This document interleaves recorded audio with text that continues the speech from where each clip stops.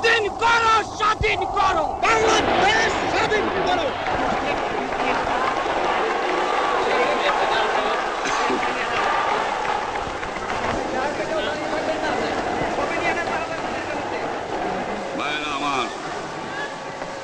আজ দুঃখ ভারাক্রান্ত মন নিয়ে আপনাদের সামনে হাজির হয়েছি। আপনারা সবই জানেন এবং বোঝেন আমরা আমাদের জীবন দিয়ে চেষ্টা করেছি, কিন্তু দুঃখের বিষয় আজ ঢাকা, চট্টগ্রাম, খুলনা, রাজশাহী, রংপুরে আমার ভাইয়ের রক্তে রাজপথ রঞ্জিত হয়েছে। আজ বাংলার মানুষ মুক্তি চায়, বাংলার মানুষ বাঁচতে চায়, বাংলার মানুষ তারা আজ তার অধিকার চায়। কিন্তু দুঃখের বিষয় আজ দুঃখের সঙ্গে বলতে হয় 23 বছরের করুণ ইতিহাস, বাংলার অত্যাচারের, বাংলার মানুষের রক্তের ইতিহাস, 23 বছরের ইতিহাস, মুমূর্ষ নরনারীর আর্তনাদের ইতিহাস, বাংলার ইতিহাস, এদেশের মানুষের রক্ত দিয়ে রাজপথ রঞ্জিত করার ইতিহাস। 1952 সালে রক্ত দিয়েছি, 1954 সালে নির্বাচনে জয়লাভ করেও আমরা গদিতে বসতে পারি নাই। 1958 সালে আইয়ুব খান মার্শাল ল জারি করে 10 বছর পর্যন্ত আমাদের গোলাম করে রেখেছে। 1967 সালে 6 দফার আন্দোলনে 7ই জুনে আমার ছেলেদের গুলি করে হত্যা করা হয়েছে। 1969 আন্দোলনে আইয়ুব খানের পতন হওয়ার পরে যখন ইয়াহিয়া খান সাহেব সরকার নিলেন, তিনি বললেন দেশে শাসনতন্ত্র দেবেন, গণতন্ত্র দেবেন, আমরা মেনে নিলাম। তারপরে অনেক ইতিহাস হয়ে গেল, নির্বাচন হলো। আপনারা জানেন দোষ কি আমাদের? আজকে আমি প্রেসিডেন্ট ইয়াহিয়া খান সাহেবের সঙ্গে দেখা করেছি, আপনারা জানেন, আলাপ আলোচনা করেছি। আমি শুধু বাংলার নয়, পাকিস্তানের মেজরিটি পার্টির নেতা হিসাবে তাকে অনুরোধ করলাম 15 ফেব্রুয়ারি তারিখে আপনি জাতীয় পরিষদের অধিবেশন দেন। তিনি আমার কথা রাখলেন না, তিনি রাখলেন ভুট্টো সাহেবের কথা। তিনি বললেন প্রথম সপ্তাহে মাসে হবে, তিনি মানে নিলেন। আমরা বললাম ঠিক আছে, আমরা অ্যাসেম্বলিতে বসবো, আমরা আলোচনা করব। আমি বললাম বক্তৃতার মধ্যে অ্যাসেম্বলির মধ্যে আলোচনা করব। এমনকি আমি এ পর্যন্ত বললাম যদি কেউ ন্যায্য কথা বলে, আমরা সংখ্যায় বেশি হলেও একজন যদিও সে হয়, তার ন্যায্য কথা আমরা মেনে নেব। আসুন বসি, আমরা আলাপ করে শাসনতন্ত্র তৈরি করি। তিনি বললেন পশ্চিম পাকিস্তানের মেম্বাররা যদি এখানে আসে তাহলে কসাইখানা হবে অ্যাসেম্বলি। যদি কেউ অ্যাসেম্বলিতে আসে তাহলে পেশোয়ার থেকে করাচি পর্যন্ত দোকান জোর করে বন্ধ করা হবে, তারপরেও যদি কেউ আসে তাকে সন্ন্যাসার করা হবে। আমি বললাম অ্যাসেম্বলি চলবে। তারপরে হঠাৎ 1 তারিখে অ্যাসেম্বলি বন্ধ করে দেওয়া হলো। কি পেলাম আমরা? আমার পয়সা দিয়ে অস্ত্র কিনেছি বহিঃশত্রু আক্রমণ থেকে দেশকে রক্ষা করার জন্য। আজ সেই অস্ত্র ব্যবহার হচ্ছে আমার দেশের গরিব দুঃখী নিরস্ত্র মানুষের বিরুদ্ধে, তার বুকের উপরে হচ্ছে গুলি। আমরা পাকিস্তানের সংখ্যাগুরু, আমরা বাঙালিরা যখনই ক্ষমতায় যাওয়ার চেষ্টা করেছি, যখনই এদেশের মালিক হবার চেষ্টা করেছি, তখনই তারা আমাদের উপর ঝাঁপিয়ে পড়েছেন।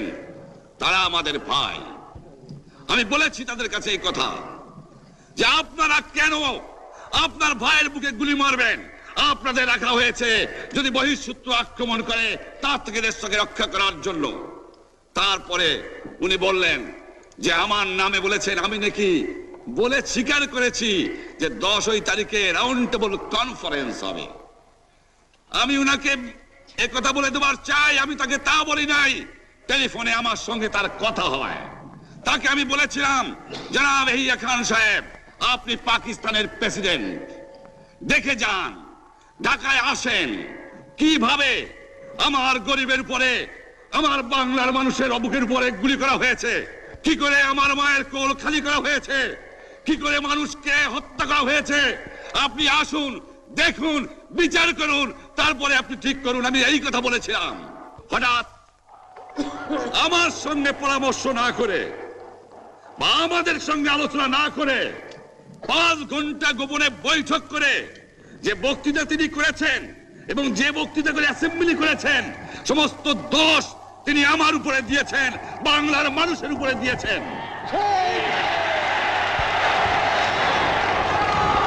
আমি পরিষ্কার মিটিংয়ে বলেছি যে এবারের সংগ্রাম আমার মুক্তির সংগ্রাম, এবারের সংগ্রাম স্বাধীনতার সংগ্রাম। আমার 25 তারিখে অ্যাসেম্বলি কল করেছে, রক্তের দাগ শুকায় নাই। আমি 10 তারিখে বলে দিয়েছি যে ওই শহীদের রক্তের উপর দিয়ে পাড়া দিয়ে আরটিসিতে মুজিবুর রহমান যোগদান করতে পারে না। অ্যাসেম্বলি কল করেছেন, আমার দাবি মানতে হবে। প্রথম, সামরিক আইন মার্শাল ল উড্র করতে হবে, সমস্ত সামরিক বাহিনীর লোকদের ব্যারাকে ফেরত দিতে হবে, যেভাবে হত্যা করা হয়েছে তার তদন্ত করতে হবে, আর জনগণের প্রতিনিধির কাছে ক্ষমতা হস্তান্তর করতে হবে। তারপরে বিবেচনা করে দেখব আমরা অ্যাসেম্বলিতে বসতে পারবো কি পারবো না। এর পূর্বে অ্যাসেম্বলিতে বসার, আমরা অ্যাসেম্বলিতে বসতে আমরা পারি না। জনগণ সে অধিকার আমাকে দেয় নাই।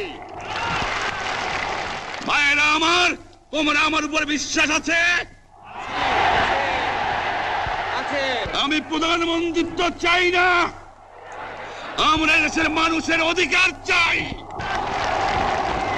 আর যদি একটা গুলি চলে, আর যদি আমার লোকের উপর হত্যা করা হয়, তোমাদের উপর কাছে আমার অনুরোধ রইল, প্রত্যেক ঘরে ঘরে দুর্গ গড়ে তোলো। তোমাদের যা কিছু আছে তাই নিয়ে শত্রুর মোকাবেলা করতে হবে,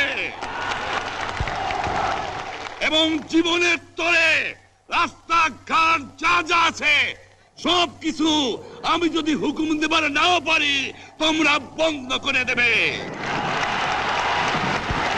তোমরা আমার ভাই, তোমরা ব্যারাকে থাকো, কেউ তোমাদের কিছু বলবে না, কিন্তু আর আমার বুকের উপর গুলি চালাবার চেষ্টা করো না, ভালো হবে না। 7 কোটি মানুষকে চাপা রাখতে পারবো না। আমরা যখন মরতে শিখেছি তখন কেউ আমাদের দবাতে পারবে না। যে পর্যন্ত আমার এই দেশের মুক্তি না হবে, খাজনা ট্যাক্স বন্ধ করে দেওয়া হলো, কেউ দেবে না। তবে অনুরোধ করছি, আপনারা আমাদের ভাই, আপনারা দেশকে একেবারে জাহান্নামে ধ্বংস করে দিয়েন না। জীবনে আর কোনোদিন আপনাদের মুখ দেখা দেখি হবে না। যদিও আমরা শান্তিপূর্ণভাবে আমাদের ফয়সালা করতে পারি, তাহলে অন্তপক্ষে ভাই ভাই হিসেবে বাস করার সম্ভাবনা আছে। সেই জন্য আপনাদের অনুরোধ করছি, আমার এই দেশে আপনারা মিলিটারি শাসন চালাবার চেষ্টা আর করবেন না। দ্বিতীয় কথা, প্রত্যেক গ্রামে, প্রত্যেক মহল্লায়, প্রত্যেক ইউনিয়নে, প্রত্যেক সাব ডিভিশনে আওয়ামী লীগের নেতৃত্বে সংগ্রাম পরিষদ গড়ে তোলো, এবং তোমাদের যা কিছু আছে তাই নিয়ে প্রস্তুত থাকো। মনে রাখবা, রক্ত যখন দিয়েছি, রক্ত আরো দেব, এই দেশের মানুষকে মুক্ত করে ছাড়বো ইনশাআল্লাহ। এবারে সংগ্রাম আমাদের মুক্তির সংগ্রাম, এবারে সংগ্রাম স্বাধীনতার সংগ্রাম। আপনারা আমার উপরে বিশ্বাস নিশ্চয়ই রাখেন, জীবনে আমার রক্তের বিনিময়েও আপনাদের সঙ্গে বেইমানি করি নাই। প্রধানমন্ত্রিত্ব দিয়ে আমাকে নিতে পারে নাই, ফাঁসি কাস্টে আসামি দিয়ে আমাকে নিতে পারে নাই। যে রক্ত দিয়ে আপনারা আমাকে একদিন জেলের থেকে বার করে নিয়ে এসেছিলেন, এই রেসকোর্স ময়দানে আমি বলেছিলাম আমার রক্ত দিয়ে আমি রক্তের ঋণ শোধ করবো, মনে আছে? আমি রক্ত তোমার জন্য প্রস্তুত। আমাদের মিটিং এইখানেই শেষ। আসসালামু আলাইকুম।